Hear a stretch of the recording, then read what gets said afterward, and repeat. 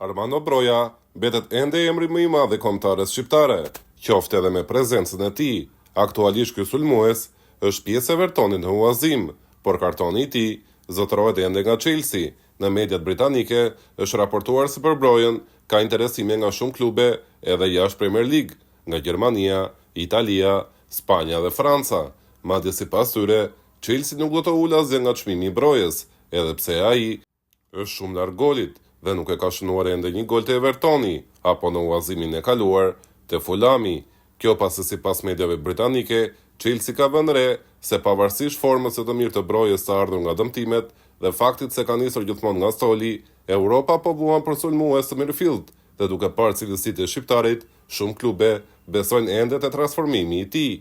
Në ndeshjet e fundit me kombëtaren, sidomos atë ndaj Andorrës, Broja nxorri 2 gola të shpejt që vendosën historinë e takimit, në rastin e parë duke marrë fallin e golit dhe në të dytin duke nxjerrë Imanajn me portën e boshatisur. Tifozët shqiptar janë emocionuar shumë nga kjo dyshe dhe besojnë se tani Shqipëria e ka gjetur një armë shtesë, pra një alternativë ndryshe.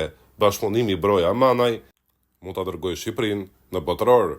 Problemi qëndron në faktin se Broja nisi ndeshjen në vendin e Yasir Hasanit, pra ishte në krah, por ne ishim duke luajtur vetëm kundër Andorrës. A mund të luajë Broja në krah edhe në ndeshje të nivelit të lartë?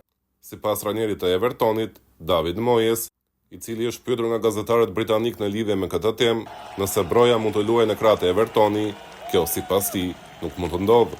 Nuk e kam parë ndonjëherë Brojen se sulmues krahu. Nuk e kam parë as te Chelsea dhe as te Southamptoni. Në mendimin tim dhe si shikoj unë futbollin, Broja është qendër sulmues dhe kështu unë e shoh atë. Në fakt, konstatimi i Moyesit është i drejtë, pasi Broja në krah për te ndeshjeve të fundit me kombëtaren qëndron më larg portës dhe njëkohësisht do i duhet të bënë më shumë detyra mbrojtëse që nuk e kanë në natyrë dhe kjo do ta sfondonte të rësi sulmuesin.